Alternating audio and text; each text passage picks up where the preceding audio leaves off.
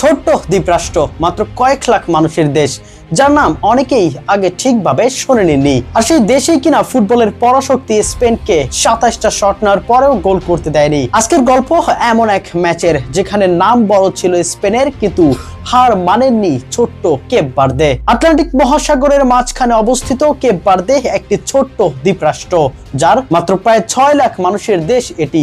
বিশ্ব ফুটবলে যাদের খুব বেশি কেউ চিনতই না, তারা আজ বিশ্ব মঞ্চে চমক দেখিয়েছে। আর প্রতিপক্ষ ছিল ইউরোপিয়ান জায়ান্ট স্পেন, যার মার্কেট ভ্যালু আকাশ ছোঁয়া। একদিকে স্পেনের মতো দল যেখানে শুধু লামিন ইয়ামালের এক মার্কেট ভ্যালুই প্রায় 200 মিলিয়ন ইউরো, অন্যদিকে কেপ ভার্দের পুরো দলের ভ্যালু একার থেকে অনেক কম। ফুটবল কাগজে কলম তখনই শেষ হয়ে যায়, কিন্তু মাঠে গল্পটা একদমই উল্টো। ম্যাচ শুরু থেকেই স্পেন আক্রমণে ঝাঁপিয়ে পড়ে, বল দখল, পাসিং, বিল্ড আপ সবই তাদের নিয়ন্ত্রণে। স্পেন মোট 27টা শট নেয়, একটার পর একটা আক্রমণ, কিন্তু কিছুতেই গোল আসে না।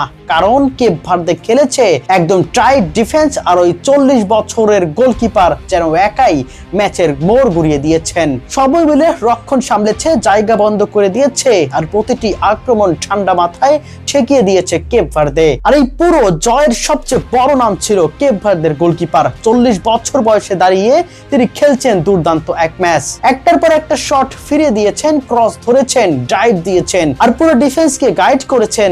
স্পেনের স্ট্রাইকারদের নাকানে চুবানি করিয়েছেন। স্পেন যতই চাপ বাড়িয়েছে, তিনি ততই হয়ে উঠেছেন দেয়াল। স্পেনের তরুণ তারকা লামিন ইয়ামালও চেষ্টা করেছেন ম্যাচ ভাঙতে, ড্রিবল, পাস, আক্রমণ সবই ছিল, কিন্তু কেপ ভার্দের সংগঠিত ডিফেন্স আর গোলকিপারের পারফরমেন্স তারা জায়গা খুঁজে পায়নি।